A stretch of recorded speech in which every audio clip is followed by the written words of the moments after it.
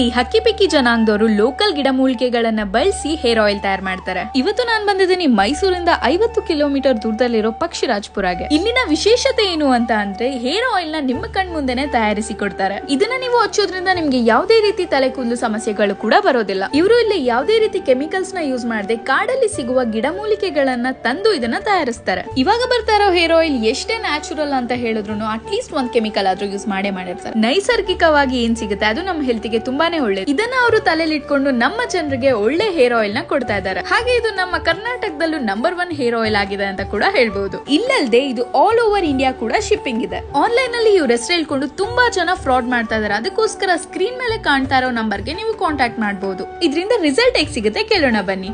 ಇದು ಎಷ್ಟು ದಿನ ಯೂಸ್ ಮಾಡಿದ್ರೆ ಕೂದಲು ಚೆನ್ನಾಗಿ ಬೆಳೆಯುತ್ತೆ? ಮೇಡಮ್ ಇದಂದ್ರೆ ಜೆಂಟ್ಸ್ ಗೆ 1 ಬಾಟಲ್ 3 ತಿಂಗಳು ಬರುತ್ತೆ.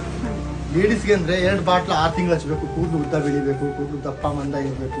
ನನ್ ಫ್ರೆಂಡ್ ಕೂಡ ಹೇರ್ ಫಾಲ್ ಆಗ್ತಿದೆ ಅಂತ ಅಂದ, ಸೊ ಅದಕ್ಕೆ ಅವನಿಗೂ ಒಂದು ಬಾಟಲ್ ಕೊಡ್ಸಿದ್ದೀನಿ. ನಿಮ್ಗೂ ಕೂಡ ಹೇರ್ ಫಾಲ್ ಸಮಸ್ಯೆ ಇದೆ, ಹೇರ್ ಗ್ರೋತ್ ಆಗ್ತಿಲ್ಲ ಅಂತ ಅಂದ್ರೆ ನೀವು ಕೂಡ ಆದಿವಾಸಿ ಹೇರ್ ಆಯಿಲ್ ನ ಪರ್ಚೇಸ್ ಮಾಡಬಹುದು. Thank you.